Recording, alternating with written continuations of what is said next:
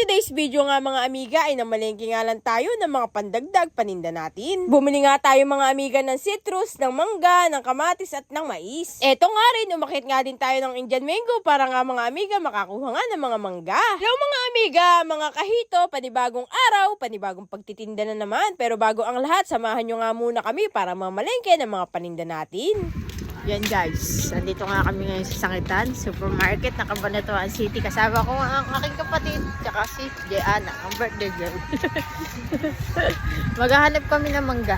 Talagang 10 oras na nga rin ng gabi, eto nga't namamalengke pa nga rin ang itindera nyo. Biyaki ng mangga, 90 pesos. Ito nga mga amiga, ang presyo ng tinda nga nila at after nga ng pagpipili nga natin ng mangga at nagkasundo sa presyo, eto nga't bumili na nga rin tayo. Tapos bumili na nga rin tayo ng ating alamang. Oh guys, free taste! Kuya, free taste ngayon kakainin, pwede? Oh, pwede daw ate, go! Alam ko na lasa na to. Napaka-generous nga talaga na nagtitinda nga ng sili at talaga namang may pa-pre-taste. Sir nga naming mabili yung mga makailangan naming bilhin. Eto nga't umuwi na nga rin kami. Talaga namang 10 oras na nga rin ng gabi dyan. After nga nyan mga amiga, natulog nga lang kami ng ilang oras. Eto nga't pumunta na naman nga kami dito nga sa Bagsakan. Bibili nga kami mga amiga ng mga pandagdag na mga paninda natin. Katulad ng mga citrus. Basta kung ano nga ang mapipili nga natin na idadagdag sa mga paninda natin ay bibilin natin at iakyat natin ng Aurora. Talagang dito na nga rin kami talaga mga amiga. Pumunta nga sa Bagsakan nga ng mga gulay, ng mga prutas o talaga naman yung mga wholesale na pangtinda talaga ng mga tindera. Kaya eto mga amiga, bumili na nga rin tayo ng mga mais na pang-ihaw nga natin. Tapos eto, bumili na nga rin tayo mga amiga ng kamatis. Bali, isang box nga lang din dahil ako nga ang magdadrive pa uwi ng Aurora. Ako naman nga din na umuwi na wala nga laman yung aking kolong-kolong kasi sayang nga rin naman. Eto, sinabay ko na nga ng mamalengke nga ng mga pandagdag paninda nga rin natin. Pagkatapos nga naming mamalengke dahil wala nga citrus dun sa Bagsakan, eto nga pumunta nga tayo sa Sangitan Market.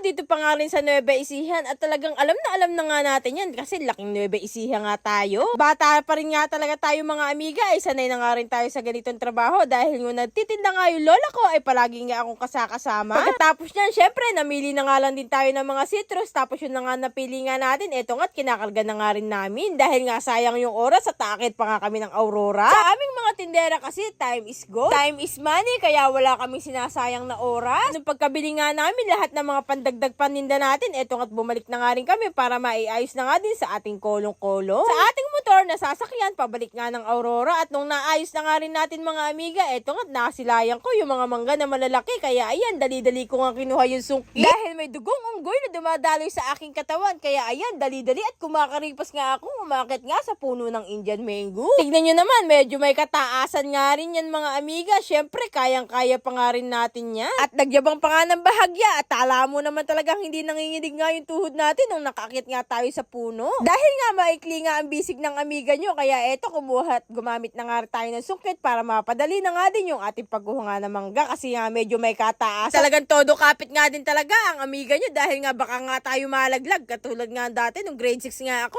umakit nga din ako ng mangga at nalaglag nga ako sa mangga. Kaya ayun, natahi nga ang aking labi. Sapat ng ilong, kaya ayan, ganito nga ang kinalabasan ng itsura nga ng amiga nyo. At after nyan, eto nga, wala pa rin kadala-dala at todo akit pa nga rin. So yan, andito pa lang tayo sa I Love Bungabon. Nagkakapilang ako.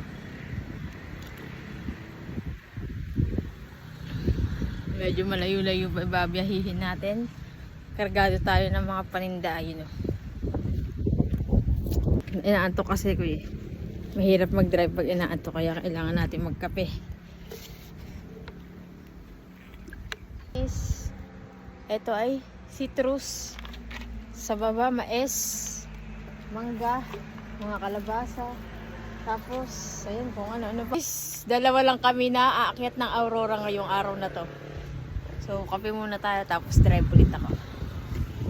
Nung pagkababa nga natin ng puno ng mangga, eto nga't bumiyahe na nga rin tayo mga amiga dahil may kalayuan pa nga yung uuwian nga natin at sa Aurora pa nga tayo uuwi. Apas na oras na naman nga tayo mga amiga, naglalakbay nga dito nga sa paikot-ikot nga na bundok. Tamang chill ride nga lang din tayo dyan mga amiga. Ini-enjoy nga lang din natin mga amiga yung kagandahan ng tanawin na ating dinadaanan. Mula Cabanatuan hanggang Aurora nga mga amiga ay talagang tamang chill nga lang din tayo kahit nga din talaga masakit nga din sa balikat yung pagkaliko-liko. Hanggang sa eto, nakarating na nga rin tayo ng arko ng Aurora Province at talaga namang nangiti-ngiti na nga ako ng very light. Talagang naramdaman ko na nga din talaga yung sobrang lamig nga na naman nga ng hangin, lalo na't nandito tayo sa tuktok nga ng bundok. After niya, nag-ride na nga lang din tayo at huminto nga tayo dito sa Bilya nga mga amiga para nga din bumili nga ng uling. Napa-thank you Lord na lang din talaga ako mga amiga nung nakarating nga tayo ng safe nga dito sa ating tindahan. Pagkababa, eto nga, inayos ko na nga yung mga paninda nga natin para nga din maibenta na. So, paano ba yan mga amiga? Hanggang dito na lang muna ang ating kwento at ako nga muna ay mag-aayos at magpe-prepare para mga paninda ko. Sa susunod muli,